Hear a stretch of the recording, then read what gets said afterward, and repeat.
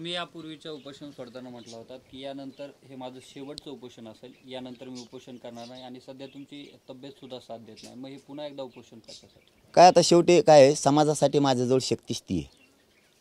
माझं शक्तिस्थानच उपोषण आहे. मी त्या बळावरच माझ्या समाजाला न्याय देऊ शकतो आणि ते शांततेचं आंदोलन मला आवडतं. मला माझा समाज अडचणीत नाही आणायचा.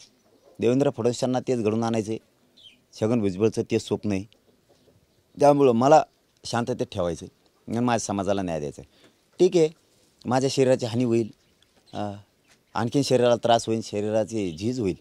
मी ते संघर्ष करायला माझ्या जातीसाठी तयार आहे. परंतु माझं शक्तीच ती आहे समाजासाठीची, आमरण उपोषणी, आणि या शक्तीच्या जोरावरच मी माझ्या समाजाला काही ना काहीतरी देऊ शकतो. माझ्या जीवनात येऊन मी माझं जीवन वायाला नाही घातलं.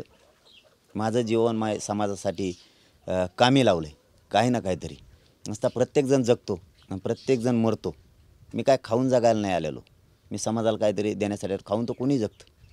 माझा समाज मोठा करायचा आहे आणि माझं आयुष्य कामी आलेलं आहे समाजाच्या, ते सत्कारणी लागलेलं आहे. योग्य दिशेनं माझं जीवन समाजासाठी चाललं आहे. चूक ही प्रत्येकाकडून होती, एखादी चूक माझ्याकडूनही होत असं मी नाकारत नाही. सगळाच मीच बरोबर आहे असं मी कधी म्हणणार नाही. परंतु माझ्या शरीर माझ्या समाजासाठी वायाला जाणार असलं तर ते मी घालायला तयार आहे. पण माझा समाज मला मोठा करायचा, कारण मला मन बदलायची. लाख मेले तरी चालते पण लाखाचा पोशिंदा जगला पाहिजे अशी जी मन आहे ही मनच बदलायची. लाख मारून करायचं आहे काय एक जणाला जगून? त्याच्यासाठी लाखो करोडो जगले पाहिजेत, एक मेला तरी चालं. म्हणून मी ही रिक्स पत्करतो, ह्यो धोका पत्करतो आणि माझ्या जीवाची बाजी लावतो. मी तळ हातावर जीव घेऊन लढतो. मला फक्त ती मन बदलायची.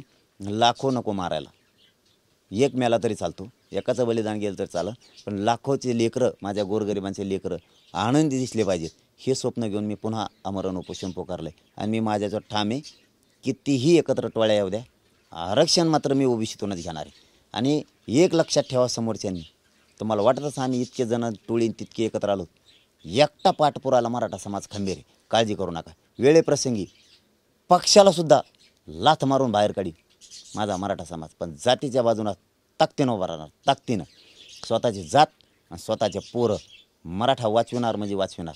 पक्ष फिक्ष असा नद्या वड्या नाल्याने मराठा सोडून देईल, पण जातीसाठी दंड थोपटून बाहेर येईल. मला उघडं पाडायला निघालात काय? मला एकटं पाडायला निघालं आहे सरकार. माझा मराठा समाज खवळून रस्त्यावर आता पेटून उठणार आहे. बघा आता पश्चिम महाराष्ट्राचा, कोकणचा दौरा पडणार आहे.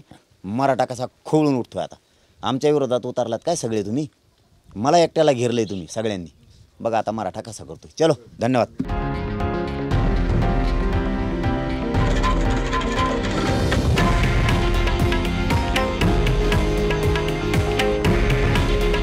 हे आहे देशातील नंबर 1 न्यूज नेटवर्क आणि आपण पाहत आहात TV9 मराठी. काळजी तुमची, हित महाराष्ट्राचं.